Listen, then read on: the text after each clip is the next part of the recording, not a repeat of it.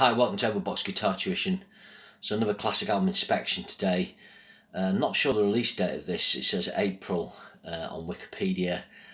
So we're just going to put it a random date, but it's Sweet's off the record. So this is Sweet's fifth album. So they have their first three albums, which are kind of co-penned by Chin and Chapman. Then they make The Break and they make Give Us a Wink, which I reviewed last year. And then it's Off the Record. And this kind of forms a trilogy. They do Level Headed after this. So those are kind of their three albums with Brian Connolly where they're writing the songs and producing themselves and so forth. And after that, Brian Connolly leaves and there's another three albums with just Steve Priest, Mick Tucker and Andy Scott. So what's this album like? Well, it's not as good as Give Us a Wink, which I think is a really strong record, but it's different from Give Us a Wink. It's still really well produced and it's chock full of good songs.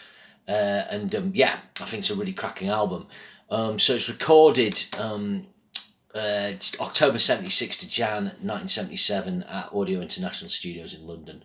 Not sure where that is. I've not heard of that before. I typically hear about Ramport and places like that. But Sweet produced it and is engineered by Nick Ryan and a guy called Lewis Austin. And I think Lewis Austin engineered some Judas Priest albums. So the UK version had 9 tracks and is 38 minutes and 32 seconds long, just looking at notes. But the US version adds the track Stairway to the Stars on, and that's just over 41 minutes. I don't know why they left Stairway to the Stars off the UK version, because Stairway to the Stars is a really cool track. So in this period, the Sweet are still having success in places like Germany, Sweden, and so forth, Australia, but they don't get a hit single from this album. They didn't have a hit single on Give Us a Wink. The bonus CD, the CD reissue, the bonus tracks here, obviously you get Stairway to the Stars on this. There's this distinct I Lack of the Ancient, which is the B-side of Fever of Love. A different mix of Funk It Up. Why Don't You Do It To Me, which is the B-side of Stairway to the Stars. And there's just various different versions of those tracks. So they're still putting like sort of different B-sides on stuff. But anyway, it opens with Fever of the Love, which, you know, in any other time would be a really good hit for them in the UK. It's a really catchy track. It's got a great beat.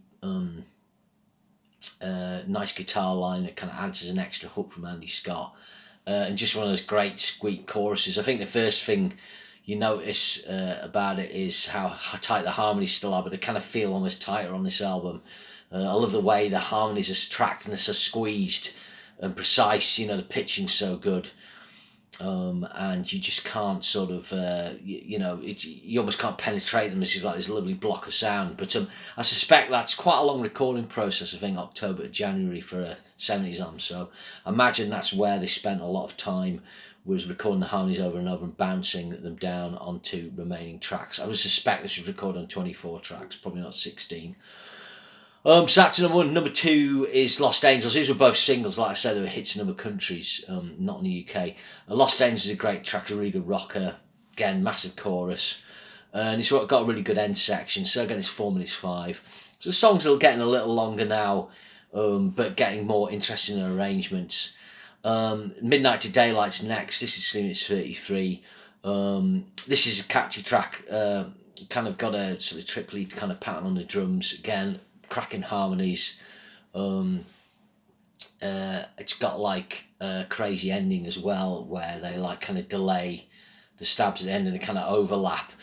So that's kind of similar. There's another thing like that on Give Us a Wink. I can't remember which track it is. But again, it's that thing in the 1970s as technology increases, the more tracks you can get, the more outboard effects. Bands start to experiment with those types of sounds that you can get with delays and reverbs and so on.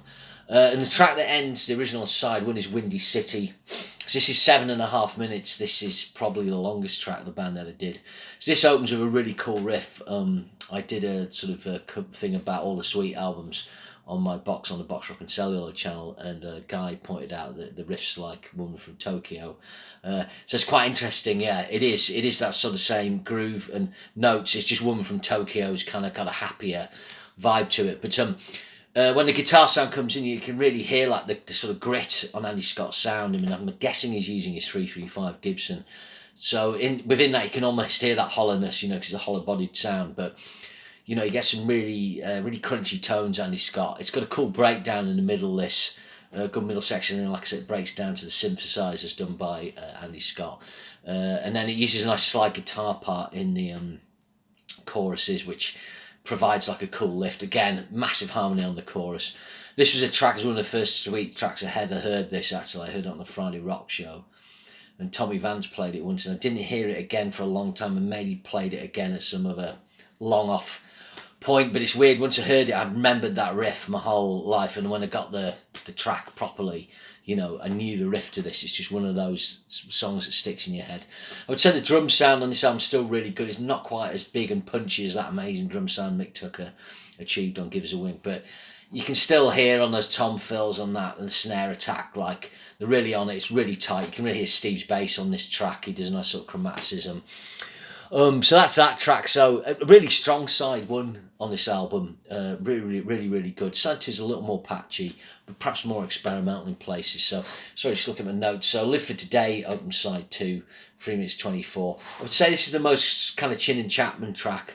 It's got that kind of you know, teenage youthful vigour about it with the chorus and the lyrics. Lots of harmony licks by Andy on this. So again, Andy Scott's taking advantage of the sort of recording process, you know, multi-tracking guitars. You know, really good player, obviously great backing singer. And Brian kind of does some really kind of almost screams at the end, almost like he's shredding his voice. I suspect this was the last time, you know, his voice was top notch. Obviously, sometime I think it's 78 or back in the 77, he has an altercation outside a pub and he gets punched in the throat. And I reckon from then on his voice was never quite the same. So this is a good track. Then you got She Give Me Lovin'. This one's pretty good, like quite perverted lyrics at times. But this has got amazing harmonies again. It's got a big kind of phased mix at the end. Basically, put the whole mix through the phaser, and the harmonies, like they're really going for the high falsetto. And it's quite a production job. It's really cool. Then Laura Lee is track 7. This is a kind of ballad of the album, but it kind of rocks up. Again, kind of goes through a little journey, this track. Nice acoustic sound. So like a lot of tracks like this, it's in D, a sort of D, major D Mixolydian tonality, and it uses inverted chords on the G, B and high E string. So this is kind of beloved of Pete Townsend and a lot of players, and it's that kind of thing when, you know, if you play guitar, you know, you'll know I'm talking about, these kind of shapes you get on the open D string with those G, B and high E type of chords. Yeah, I like this track. It's really nice vocal from Brian. And it brings a different mood to the album. Then Hard Times is track number 8. This uses a kind of odd time signature on the riff. It's almost kind of Zeppelin-y, you know, blues rock riff. Again, big harmonies on the chorus. Quite a kind of a punchy sort of verse. A bit like Cockroach in its groove off Give Us a Wink. And then the album finishes with Funk It Up, which I think's pretty pants, actually. Again, this has got another odd time. I haven't counted it, but you know, it's quite unusual. Those last 2 tracks feature odd time signatures, but I guess it's a high disco. There's kind of stuff like Chic breaking the charts and stuff. So maybe they were just getting on that a bit. It's called David's Song in brackets, this, but I can't get away with this. It's a shame the album finishes on this lull. Like maybe it'd been better if this had been sequenced early. But I think it's an 8 out of 10. This album. It's still a strong record. It's got some different elements to the writing from Give Us a Wink, and it showed that the band could write and produce themselves. It's just a shame that they had all the hits from 71 to 75, and by the time they sort of broke through the Chin and Chapman thing, music was changing. Obviously this stuff was coming out slap bang in the middle of punk, but this, like I said, is still successful in other countries.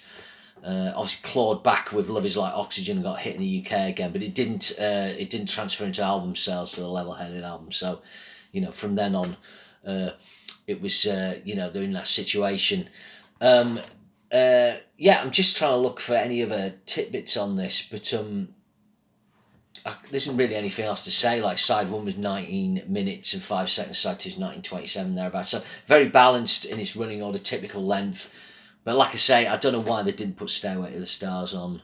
because you'd only made down 41 minutes. It wouldn't affect, the grooves much on the vinyl, or the reproduction, how the sound would reproduce. So that's a shame, but a really cool record. Cool record of its time. Another good one from the suite, and 45 years old sometime this month. So I hope you enjoyed that, and see you again. Thanks very much. Bye.